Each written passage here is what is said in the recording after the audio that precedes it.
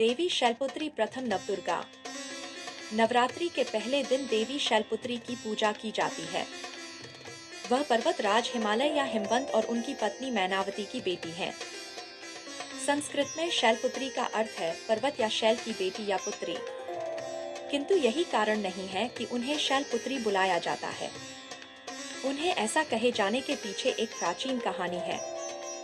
एक बार जब राजकुमारी पार्वती बच्ची थी, वह अपनी सहेलियों के साथ सुंदर कमल के फूलों से भरी नदी के पास खेल रही थी। अचानक एक घायल गाय उनके पास आई। उन्हें एहसास हुआ कि घायल गाय उनसे मदद मांग रही थी। इस कारण उन्होंने गाय के सिर को छुआ और अपनी आंखें बंद कर लीं। इस तरह पार्वती को राक्षस तारकासुर की बहन राक्षसी तारिका के बारे में जानकारी मिली, जिसे उन्हें मारने के लिए पृथ्वी पर भेजा गया था। तारकासुर एक राक्षस था जिसे भगवान ब्रह्मा से वरदान मिला था कि उसे केवल भगवान शिव के पुत्र द्वारा ही मारा जा सकता है।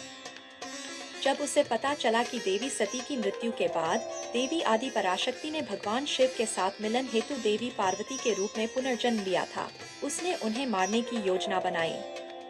क्योंकि देवी पार्वती का न होना मतलब भगवान शिव का पुत्र न होना था और इस तरह तारकासुर अमर रहना चाहता था।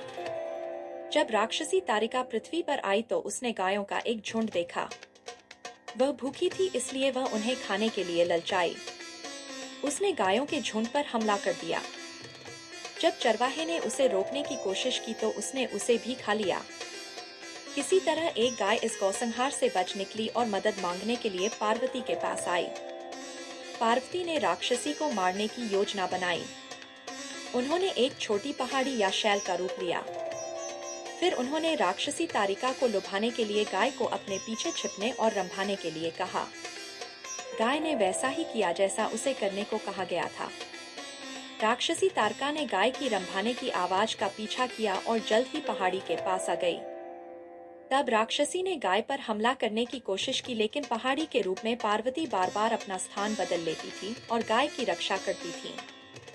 इसी बीच पार्वती के पिता राजा हिमवंत अपने सैनिकों और ग्रामीणों के साथ पार्वती को खोजते हुए आए और गाय और राक्षसी के बीच संघर्ष के साक्षी बने। अब इतने सारे मनुष्यों को देखकर तारिका क्रोधित हो गई और उसने पहाड़ी को तोड़ने के लिए अपनी तलवार निकाली। राक्षसी को ऐसा करने से रोकने के लिए राजा हिमवंत ने भी अपनी तलवार निकाल ली, लेकिन इससे पहले कि उनमें से कोई भी हमला कर पाता, पहाड़ी अचानक दिव्य सुनहरी रोशनी बिखेरते हुए टूटने लगी और उसके भीतर से देवी पार्वती अपने दिव्य रूप में बाहर आईं।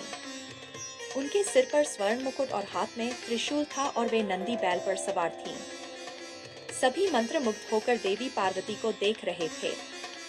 कुछ ही समय में उग्र पार्वती ने राक्षसी तारिका का वध कर दिया। लोगों ने उनकी प्रशंसा की और कमल के फूलों से उनकी पूजा की। उनके इस दिव्य रूप को देखकर उनके पिता ने उनका नाम शैलपुत्री रखा।